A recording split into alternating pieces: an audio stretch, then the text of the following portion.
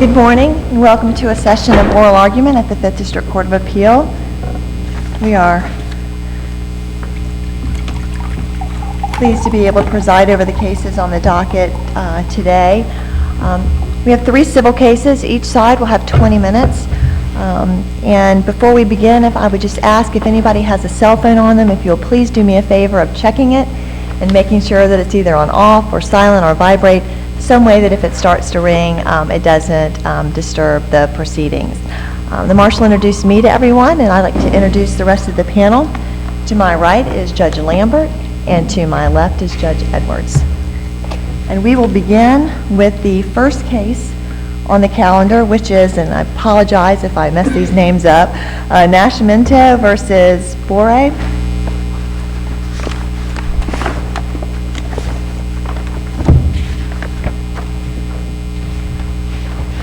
Okay, whoever. And whoever is, if you will just let me know how much time you would like for rebuttal. Good morning. I'd like to have 15 minutes and 5, please.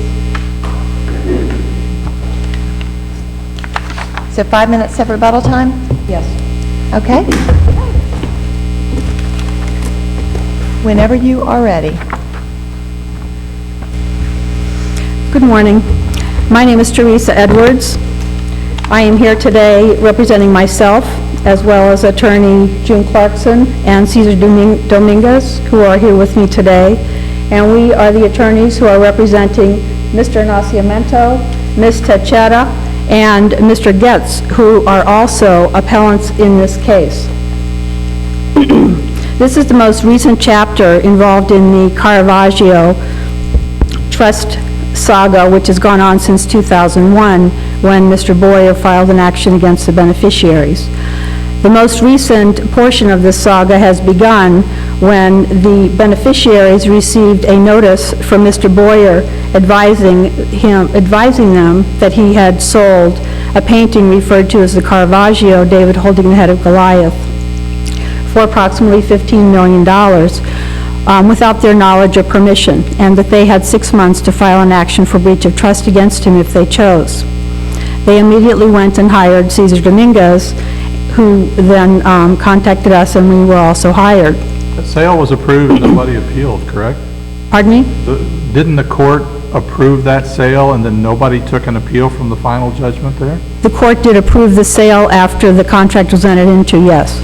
And did anybody take an appeal from that order approving the sale? No one took an appeal. Okay. Right.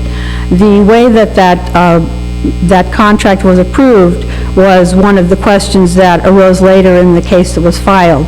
As a result of the beneficiaries hiring the 3 of us, we reviewed all of the documents that had taken place since 2001, and we initiated a complaint in Miami-Dade County where we allege breach of trust claim against the trustee, who is Martin C. BOIRE, PA, as well as claims against Mark Press, who was the attorney who had represented these beneficiaries since 2001.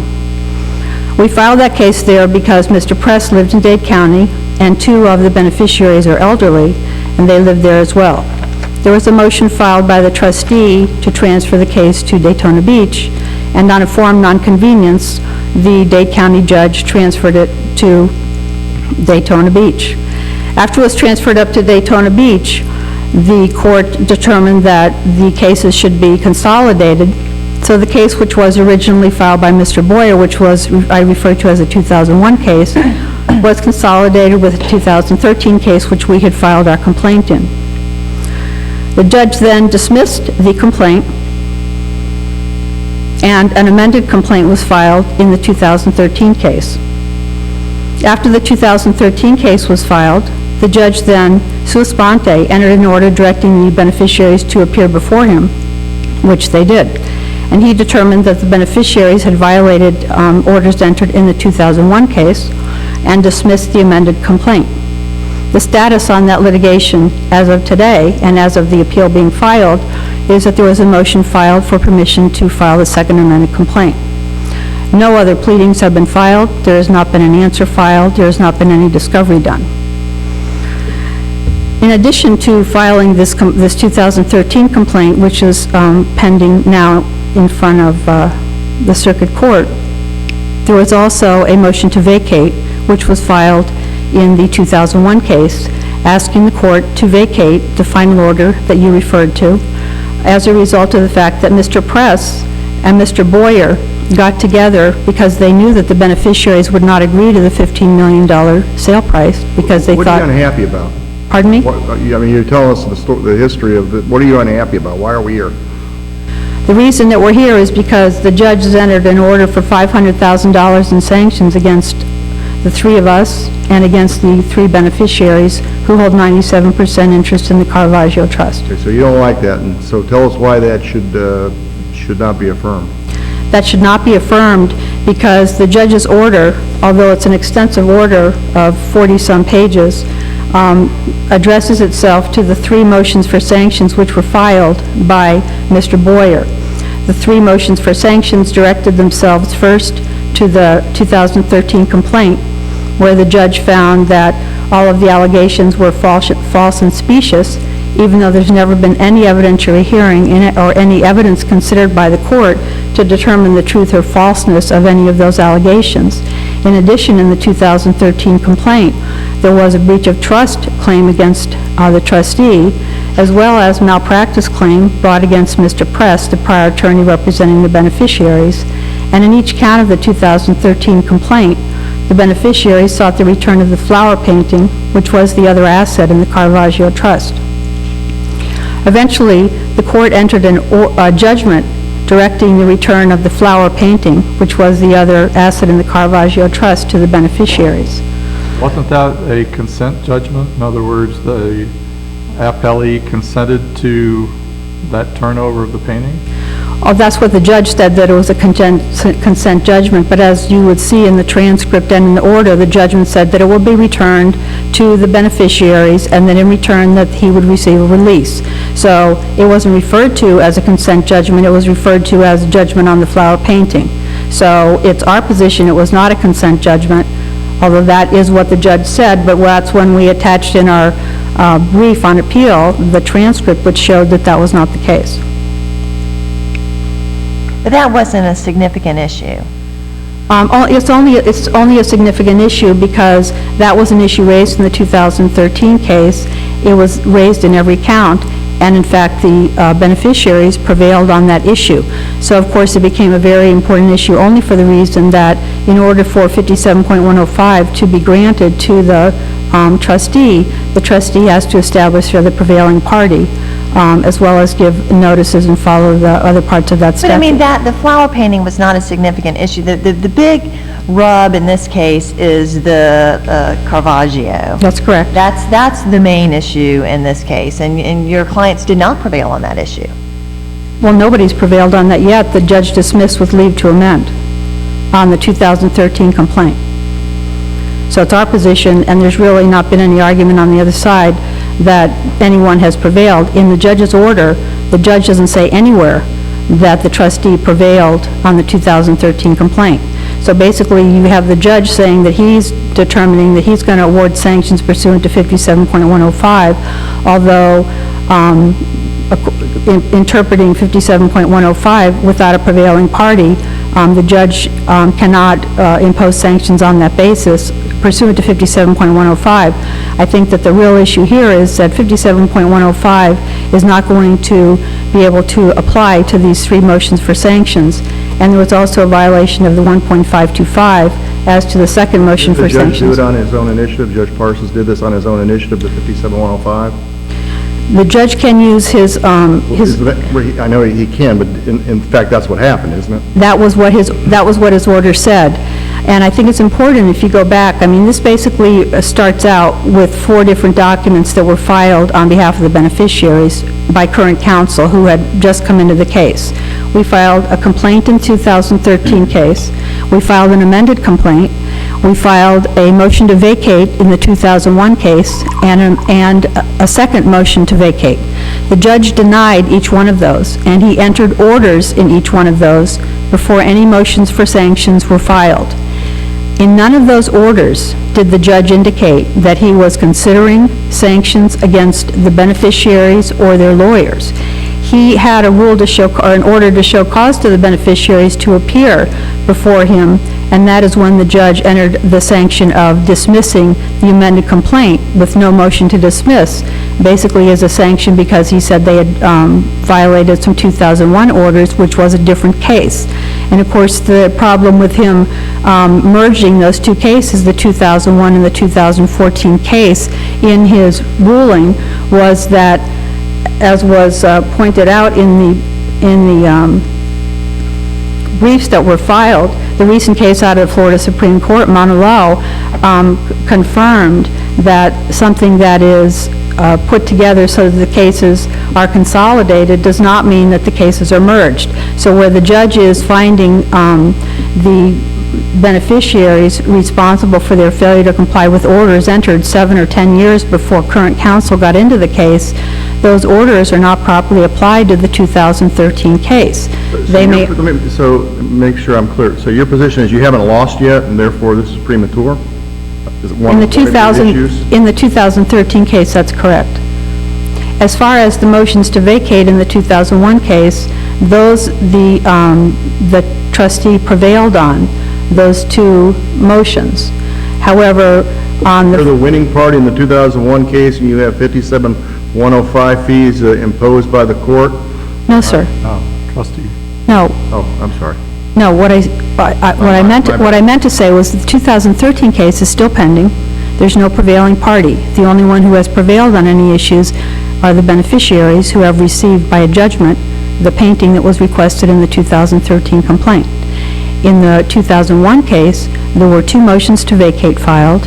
The trustee prevailed on both of those motions to vacate, and in that case, the trustee failed to file their motion within 30 days, as required by 1.525, which the 5th District strictly construes, and the last motion that they filed did not direct itself to any particular motion, just basically that everything we did was wrong since we became involved in the case by the filing of the 2013 complaint.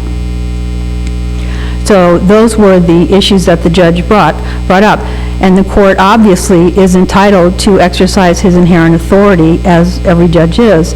However, in this case, the case that has been relied on out of the 5th District Court of Appeal on this specific issue of inherent authority is Allegheny versus Roche. And they cite Moakley to say that the court has to make express findings of bad faith conduct supported by detailed factual findings describing specific acts resulting in unnecessary fees. The award must be directly related to fees or costs incurred as a result of bad faith conduct. But he didn't do this in his 43-page order? Amazingly, he did not. He said over and over again that we're the bad guys, and he said over and over again that we had bad faith.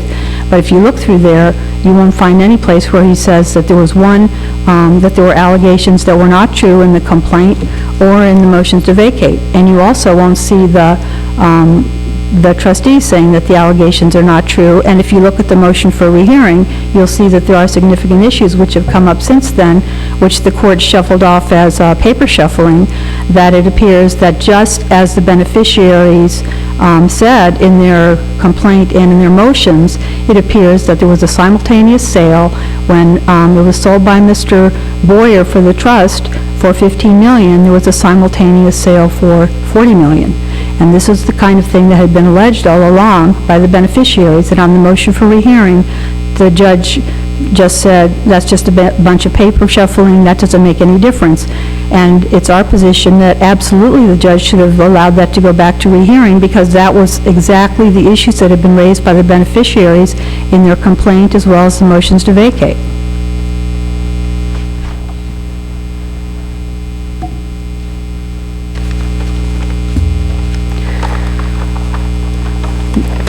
It's our position that the court abused its discretion when he entered the order determining that he was exercising his 57.105 authority to enter sanctions against the beneficiaries, when the case law that has come out of the 5th District as well as recently out of the 4th District says that this district is following the idea that if the court wants to sua sponte enter 57.105 sanctions, the court is authorized certainly to do that. and that in this case, when you look back at those 4 orders that followed the 4 filings by counsel in this case, that none of those orders suggest that he was inclined to enter sanctions. So I think that his entry of the 57.105 sanctions only as a result of the filings by the trustee after the fact does not follow with the case law in this district and the case law recently out of the 4th District on the same issue.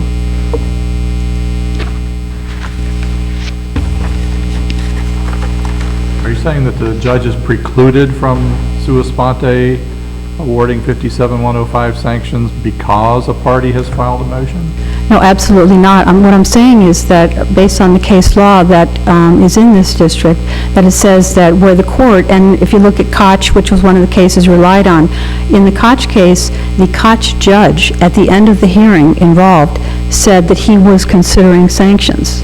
That did not happen in this case. In this case, the judge never indicated that he was considering sanctions. It was only after the trustee filed their motion that the judge seemed to get quite up in arms and say, oh, there's all this bad faith and all these bad things going on. But if you look at the orders that denied the motions to vacate and dismissed the complaint and the amended complaint, the judge did not indicate that in any of those. And even though those were requested by the trustee at the time of the filing of their response to our motions to vacate, the judge didn't do it at that time. Did the judge find a pattern of obstructionist behavior on the part of the beneficiaries and their counsel? The judge did spend a lot of time talking about what had gone on before current counsel got into it, when the beneficiaries were represented by Mr.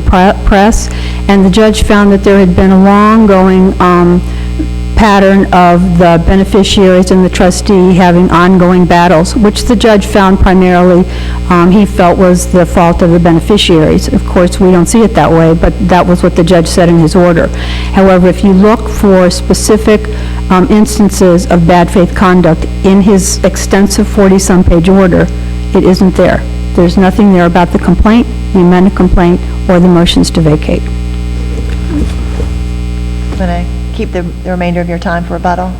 Is that my... For us? Yes. Yes, thank you.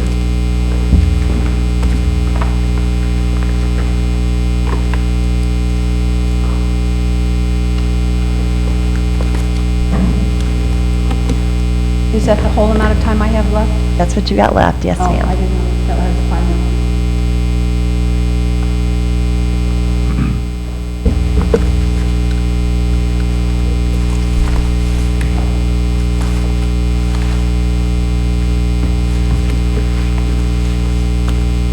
May it please the court. Good morning. My name is Rick Mitchell. I'm here on behalf of the trustee. Who's with me, Mr. Boyer. He's the trustee, but he also serves as my co-counsel on the case. Actively participates in every phase of the litigation, takes witnesses at hearings, intimately involved. I'd like to go to Judge Parsons' 45-page order with the appendix that includes the history of orders rendered in the case, about 200 pages. I'm at page, this is record page 4707. Several times Judge Parsons said, it bears repeating that it is well-established law that parties cannot plead a justiciable issue of law or fact where their pleading is merely an attempt to relitigate issues identical to those in a prior proceeding. In December 2012, the Judge Parsons entered a final order. That was after 11 years of litigation. That was not appealed. There was not even a motion for reconsideration filed. And so we refer to that as the final order. Everything the appellant's counsel did from that date on was attempting to relitigate everything that had gone on, leading to the final order in December 2012. That's why sanctions are appropriate pursuant to the court's inherent powers, 57.105. Well, the judge told us what he did. I'm in the sanctions order, record page 4708. Court's inherent powers, section 57.105. And most importantly, the series of injunction orders going back to Judge Graham or Judge Johnson's 2002. Entered an injunction order precluding the specific conduct they've engaged in. I'd like to talk about the flower painting. Those have been referred to interchangeably in the record as the Degas painting or the flower painting. It's not been confirmed whether it is actually a Degas. But on its face, and this is in the record at pages 1230 through 1233, judgment regarding flower painting, it specifically says that it's based upon the trustee's motion for judicial declaration as to the painting. The trustee never took the position it was in the trust. It was provided to him. He was holding on to it, possession, asked the court for guidance what to do with it. On the second page of the order, paragraph 9, parties stipulate that the trustee is going to transfer ownership. The parties have expressly acknowledged in open court they allege no wrongdoing against the trustee in relation to the painting. And here's the important part. Beneficiaries release any and all claims that were or could have been asserted against the trustee in relation to the flower painting. They're deemed abandoned and dismissed with prejudice. So it doesn't pass a straight face test to now hear that they were the prevailing party in the case based upon a consent judgment. And Judge Parsons, in describing it in his sanctions order,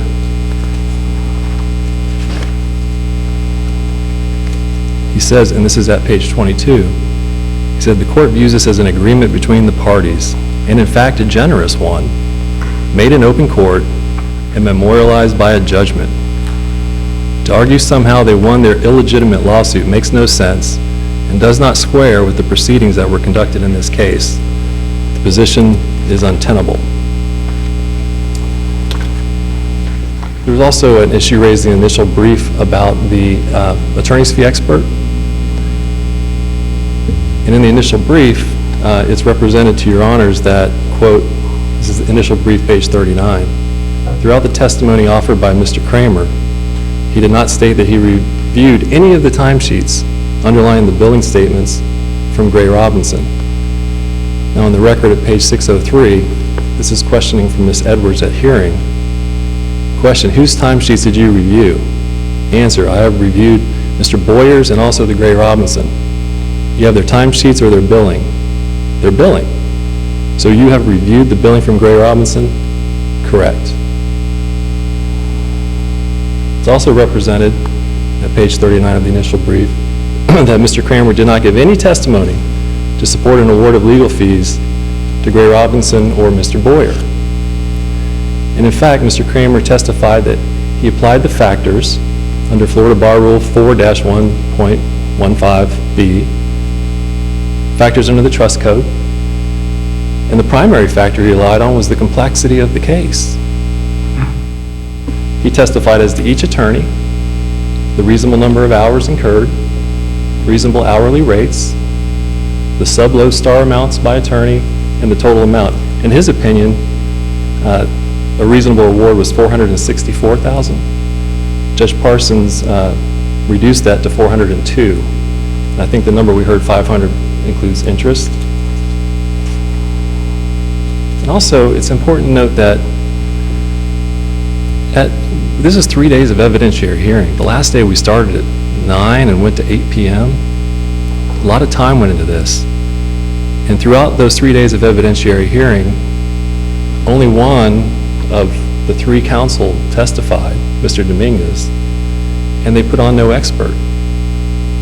So to the extent that they wanted to argue for or establish certain reductions were appropriate, they failed to carry their burden in that regard.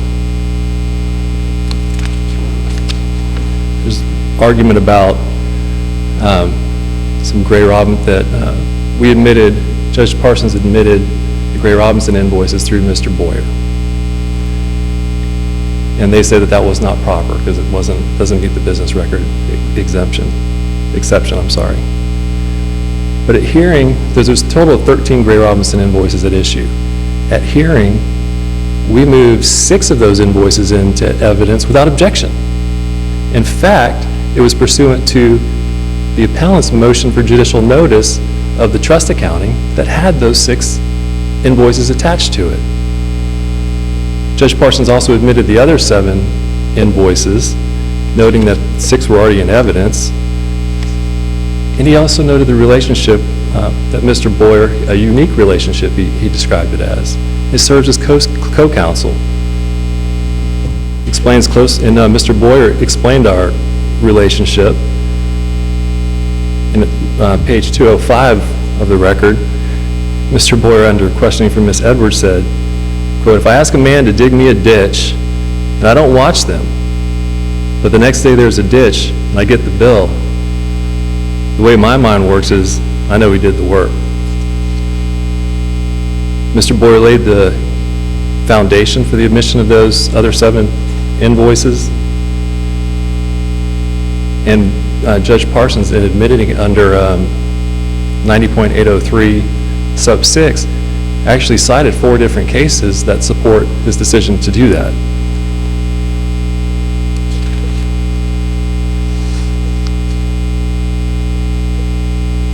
And those evidentiary objections are just directed to the Gray-Robinson invoices. There is case law that holds that we cite in our brief that if the record contains some substantial evidence supporting a fee award, the court has discretion to remand for further findings. But in any event, the portion awarded to Mr. Boyer alone was $245,000, and the Gray-Robinson portion was $156,000. So we respectfully submit at a minimum the $245,000 to Mr. Boyer should stand. Rule 1.525, that applies to the service of a motion. It says, if you're seeking a judgment taxing costs of fees or both, you shall serve a motion no later than 30 days after filing of the judgment. All of our motions were served before the sanctions order, well before. And the appellants just fail to establish clear abuse of discretion by Judge Parsons. The court need look no further than the sanctions order to reach that conclusion. This case has been presided over by Judge Johnson, Judge Watson, Judge Graham, Judge Parsons, and now Judge Orfinger, who just the other week entered another sanctions order against Mr. Dominguez for $40,000 for additional conduct. In the sanctions order, Judge Parsons says the conduct clearly violates the 2002 injunction, the order of Judge Graham in the final order, and subjects the violators to sanctions. This is a situation where the court has inherent authority to stop unlawful conduct that has persisted for so long. This court has spent weeks and hundreds of hours resolving matters that were totally unnecessary. If that judicial labor is then overlaid with the additional judges in the trial and appellate courts, the cost is staggering, all for no benefit. We respectfully submit that given Judge Parsons' firsthand knowledge of the case, his superior understanding of the litigation and the testimony, he was in the best position to evaluate the merits of a sanctions award, and he did not abuse his discretion in rendering the order in this case. And thank you for your time. Any questions? No? Okay, thank you. Thank you.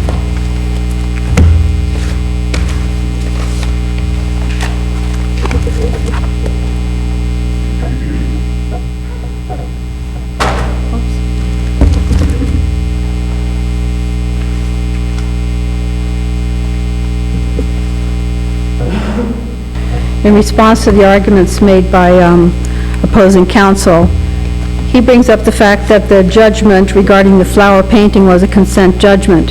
However, he doesn't point out to you that the motion for the court to enter an order on that was not filed by Mr. Boyer until after the 2013 complaint was filed, asking for the flower painting to be returned in every count. It was after that, then Mr. Boyer then files a motion with the court, asking the court to make a determination about the flower painting. And in the motion that he filed, he says that the beneficiaries have pled the flower painting some 45 times in the main case and the consolidated case between 2001 and 2013. What's the effect of the release, though? Pardon me? What's the effect of the release that counsel for appellee referred to? The effect of the release is that the trustee was released from any responsibility in return for giving the painting back to the beneficiaries, which is what the beneficiaries wanted. So the beneficiaries have over 40 times over since 2001 been saying, give us back our painting, and it was only once the 2013 complaint was filed that he then went to court and said, what should I do with this painting? And then it was agreed that he would return, the trustee would return the painting to the beneficiaries, as had been requested in the 2013 complaint. But then they released all claims with regard to that painting, correct? That's correct, because all they wanted was their painting back. All right, so if you have no claim regarding that painting, then you have, how can you be a prevailing party It's quite- if there's no claim with regard to that painting? Well, it's quite common when people enter into a judgment saying, okay, thank you for giving us back our stuff, that they release any claims because all they want is to have the painting returned to them. So our claim is that the trustee is not the prevailing party in the 2013 case because the 2013 case is still pending. Only a complaint has been filed. The judge dismissed it with leave to amend, which has a motion waiting for permission to proceed on the second amended complaint. There is no prevailing party. If you review the court's order doesn't anywhere say there is a prevailing party there. And if the trustee is not the prevailing party, 57.105 cannot be applied to that complaint. And then the next thing that my opposing counsel discussed was the Gray Robinson attorney fee award. Gray Robinson never asked for that award. That was never requested by any party or anyone. So the judge basically just granted that relief on his own, gave attorney's fees to Gray Robinson, even though nobody asked for it. And as the judge put in his own order, he says, I can't enter orders on things that nobody asked me to do. But he did in this case. He gave them substantial amount of attorney's fees just because he decided to. There was no motion filed by Gray Robinson. There was no testimony from anybody at Gray Robinson to support the fees. And as you're well aware, there is a requirement for any fee award to have testimony from the attorney that is seeking the fee award. There was no testimony from anybody at Gray Robinson, so those fees were improperly awarded. Plus, it was established that those fees were paid by the by the trustee. There's no question that the judge in this case, if you will review the order entered by the judge, the 43-some-page order, does not list the specific things that he said show the bad faith on behalf of the attorneys, and the trial court's order fails to include detailed specific findings of bad faith, and he fails to address the applicability of 1.525 and the failure of 57.105 to apply to the other motions. Those fees to Gray Robinson were never sought by any party, and relief not requested is something that needs to be reversed on appeal. And in the answer brief, they did not respond on this issue. The motion for rehearing, if nothing else, should have been granted. The court should have taken the time to review the issues that were before him that significantly addressed, and these were certified copies out of the state of Delaware on an insurance liquidation case that should have been considered by the court. Thank you for your consideration.